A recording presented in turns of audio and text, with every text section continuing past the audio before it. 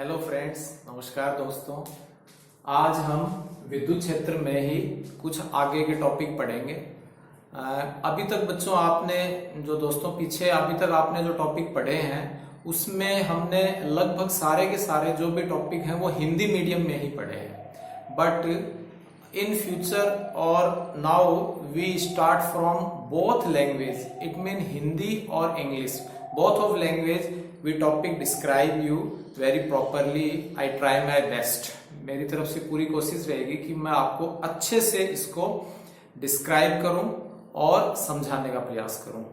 इसके साथ ही साथ जो भी दोस्तों जो भी ये टॉपिक हैं इनको यहाँ मैं बोर्ड के ऊपर इनको अच्छे से टीच करने का और अच्छे से अंडरस्टैंड करने का मैं आपको प्रयास करूंगा, तथा जो भी डिस्क्रिप्शन में जो बिफोर जो वीडियोस हैं उनके मैं आपको लिंक दे दूंगा।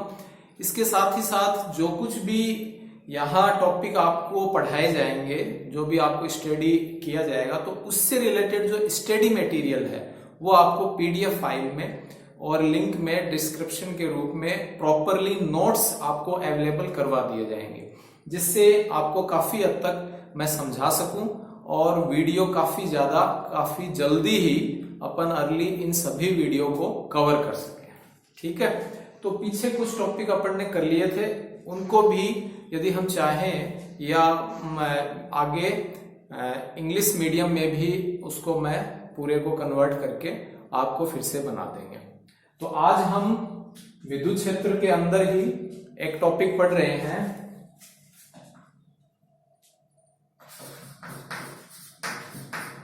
बहुल आवेशों के लिए विद्युत क्षेत्र।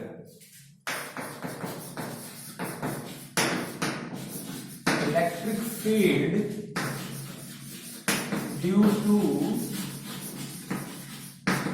System of charges. Electric field due to system of charges, कि हम एक ऐसा सिस्टम ले रहे हैं जिसमें अनेकों आवेश। तो इसके जो भी नोट्स हैं वो आपको पीडीएफ के रूप में बार बार आपको बताया जा रहा है, डिस्क्रिप्शन में लिंक के रूप में पीडीएफ के रूप में आपको अवेलेबल करवा दिए जाएंगे। तो यहाँ आप थोड़ा बहुत साथ साथ लिखना चाहें तो दोस्तों लिख भी सकते हो और अच्छे से समझने का हम प्रयास करेंगे। We try my best and best. For this we take a 3-dimensional, it means 3D। इसके लिए हम एक त्रिविमीय निर्देश तंत्र लेते हैं, x अक्ष and y अक्ष and z अक्ष। Okay, and now we take a system, और हम कोई ना कोई निकाय ले लेते हैं, कोई सॉलिड ले लेते हैं। In the solid we have many charges, बहुल आवेश। ठीक है, many charges. So in make the diagram you have to a simple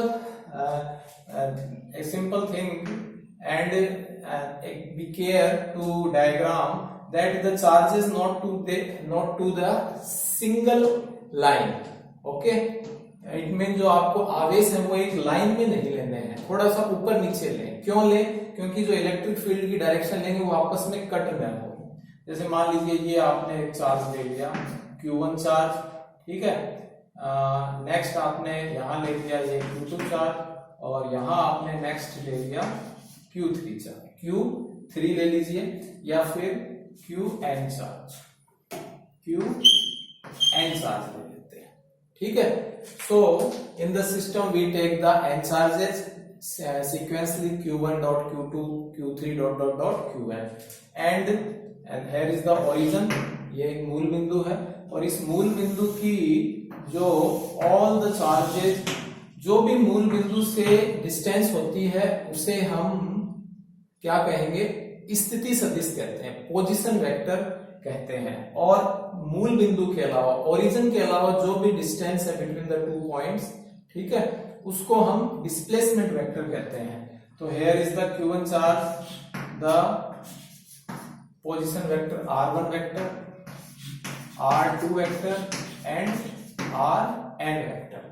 Now we get the electric field for the all charges. So for this we take the two method. First इनमें से ही हम कोई एक charge ले लें. Among of these we take the one charges and the total electric field for this charges among of these the total electric field of Q1 charges, it means the resultant electric field, okay, that is equal to the sum of other electric field charges due to on Q1 charges. Or in other language we can say that we take a other charges and other charge, that is testing charge. Testing charge Q0 and the distance of Q0 is R0. हमने एक अन्य charge ले लिया, अन्य आवेश ले लिया.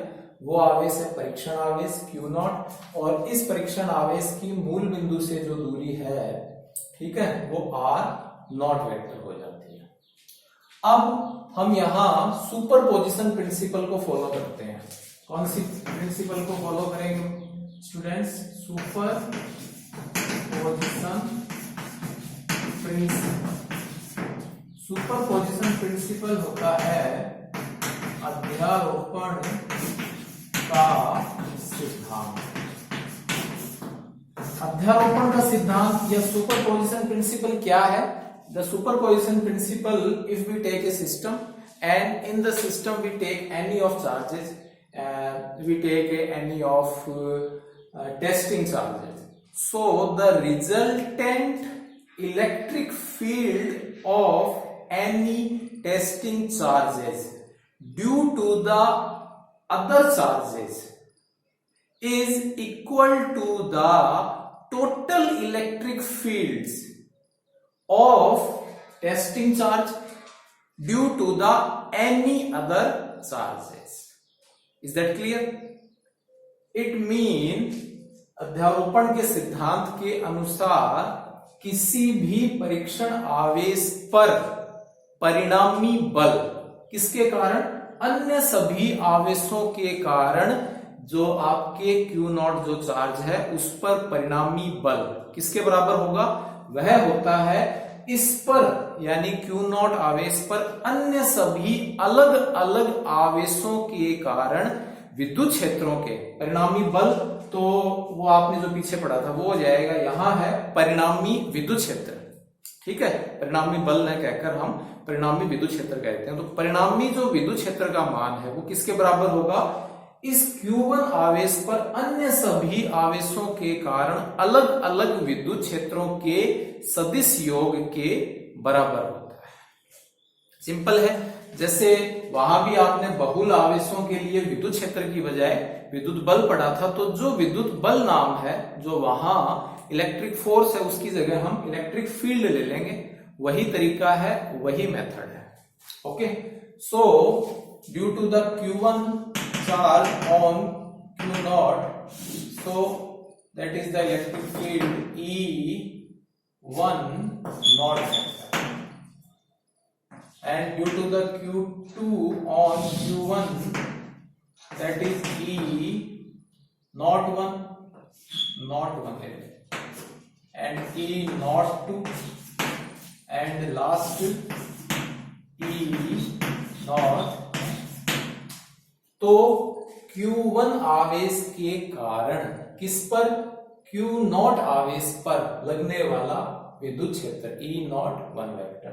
ऐसे ही Q2 आवेश से Q0 जो दूरी है, यानी Q2 के कारण Q1 पर वो हो जाएगा E0 2 वेक्टर. इसी प्रकार Q1 के कारण. तो इन सब का जो परिणामी विद्युत क्षेत्र है, रिजल्टेंट इलेक्ट्रिक फील्ड है, that is E0 equal to E0 1 plus E0 2 plus dot dot dot E0 n vector.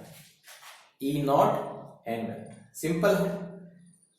Electric field in place of you take before video F0. Okay. तो वहां विद्युत बल हो गया था, यहां आपके विद्युत क्षेत्र हो गया।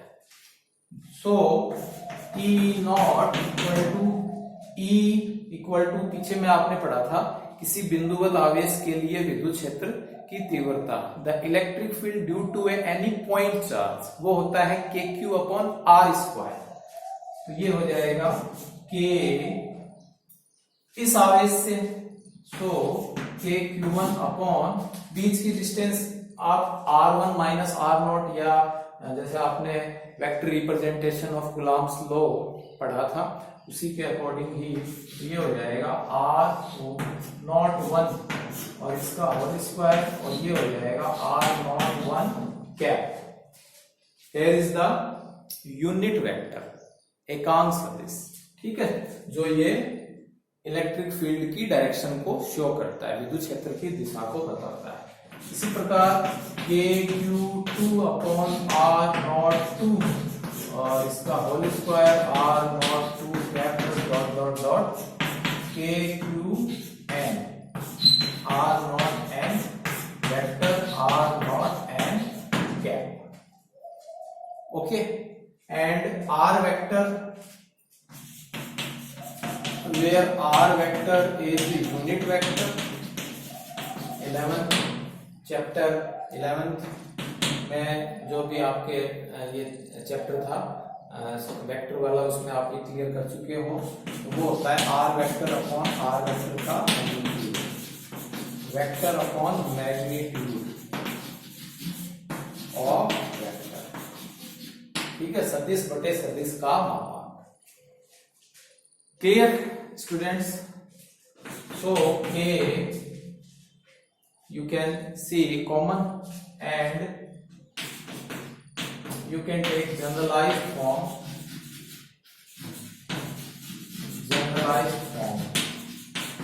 व्यापक रूप से K कॉमन आ गया, और ये sigma I equal to 1 to n, so 0 नहीं है तो ये हो जाएगा QI/R0I, और इसका square R0I cap. Here is the resultant electric field, K common आ जाता है, और ये आपने जनरलाइज्ड फॉर्म में सिग्मा लगा के 1 2 3, तो I equal to 1 to n, last n। Okay, तो ये एक सिंपल सा टॉपिक आपके हो जाता है, जो कि बहुल आवेशों के लिए विद्युत क्षेत्र है, electric field due to a system of charges. Pause करके आप थोड़ा सा मैथमेटिकल और डायग्राम बनाना चाहो, इसके नोट्स आपको मिल जाएंगे। देखिए,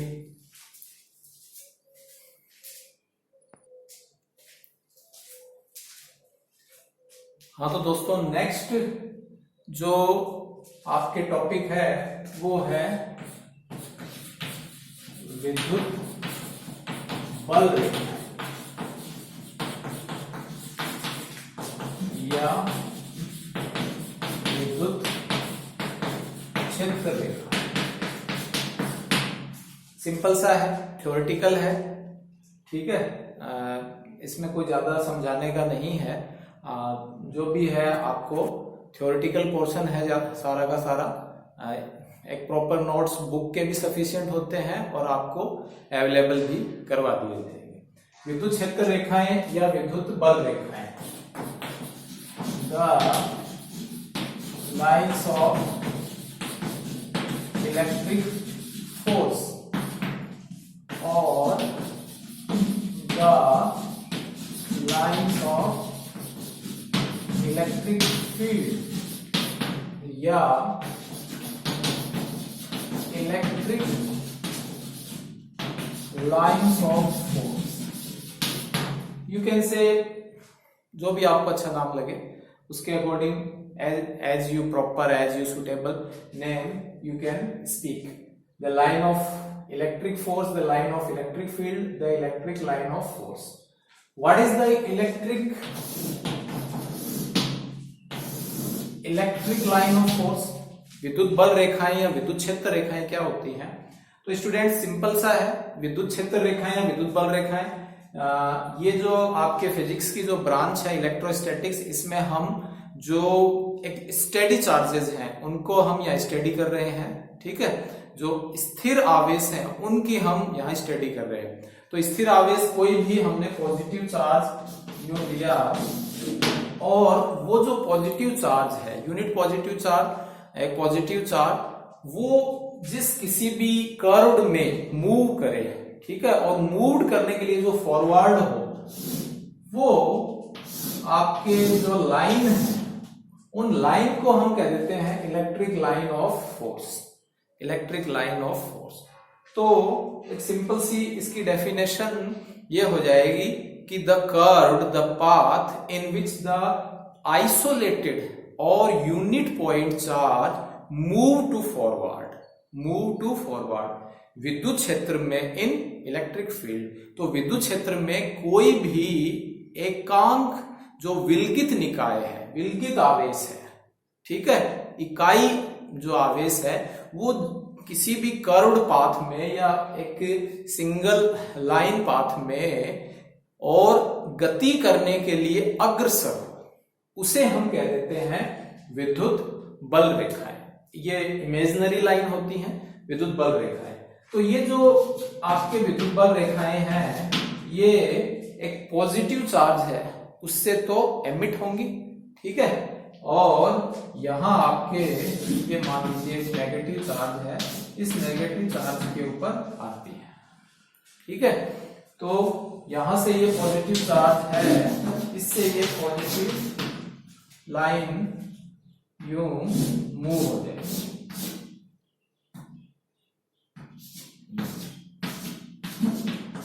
यूं हम इसमें ले लेते हैं। तो here is the diagram of electric line of force। और इसको यदि हम अलग अलग बनाए तो ये आपके जो प्लस क्यू चार्ज है इसमें जो इलेक्ट्रिक लाइन ऑफ फोर्स है वो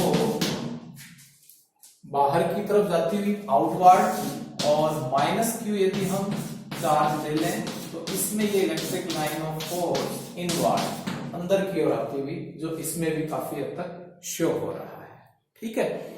और अदर डायरेक्शन, अदर इसकी हम कोई डेफिनेशन लें तो उसमें हम ये भी ले लेते हैं कि एक इलेक्ट्रिक फील्ड में जो इलेक्ट्रिक फील्ड की डायरेक्शन को शो करे, जो भी चार्ज मूव कर रहे हैं तो वो इलेक्ट्रिक फील्ड की डायरेक्शन को जो शो करे, वो जो पाथ है उस पाथ को भी हम कह देते हैं electric line of force, electric line of force, ठीक है। तो ये सिंपल सी है और ये जैसा डायग्राम बनाया है इसी के अकॉर्डिंग हम इसकी प्रॉपर्टीज कुछ हम समझ लेते हैं। सिंपल सी प्रॉपर्टीज हैं, जैसे जैसे मैं बता रहा हूं याद हो गई होंगी। मैं जो बता रहा हूं वो डेफिनेशन से भी आप अच्छी डेफिनेशन लिख सकते हो, और यदि आपको वो अच्छे से समझ में आ जाए तो अंडरस्टैंड करें, क्रैम न करें, आप रटने का प्रयास न करें, ठीक है, कि उसको क्रैम करो, no, you have to understand better and better. So यदि हम इसमें प्रॉपर्टीज ले लें, इसके गुण धर्म ले लेते हैं, तो इसमें एक तो ये फर्स्ट प्रॉपर्टीज इसमें दिखाई दे रही है कि इनमें जो इलेक्ट्रिक लाइन ऑफ फोर्स में जो इलेक्ट्रिक लाइन ऑफ फोर्स है वो मूव करती है, उनके लिए जो इनिशियल पॉइंट है वो होता है प्लस क्यू यानी पॉजिटिव चार्ज, और जो फाइनल पॉइंट है वो होता है minus Q charge. It mean वो जो यानी कि प्लस क्यू जो आवेश है वहां से तो वो निकलती हैं, ठीक है, और माइनस क्यू आवेश की ओर ये क्या हो जाती है, आ जाती है, यानी प्लस क्यू चार्ज से माइनस क्यू चार्ज की ओर it move to plus Q charge to minus Q charge, ठीक है। तो ये इसका फर्स्ट पॉइंट हो जाएगा। सेकंड पॉइंट जो आपको अभी इसी के अंदर ये थोड़ा सा पॉज करके और आप ये इसकी डायग्राम छोटा सा ये दो बना सकते हो। ये पॉजिटिव लाइन का हो गया, ये नेगेटिव लाइन का हो गया, और ये इलेक्ट्रिक लाइन ऑफ फोर्स हो जाता है आपके। सेकंड जो इसमें प्रॉपर्टी हम लेते हैं वो सेकंड प्रॉपर्टी ये हो जाएगी स्टूडेंट्स कि इस पर यदि आप कोई भी टेंजेंट लाइन, कोई भी curved path you take any curved path, and if we draw the curved line, any of curved line, any of in curved path we take the tangent line, So this tangent line show the direction of electric field.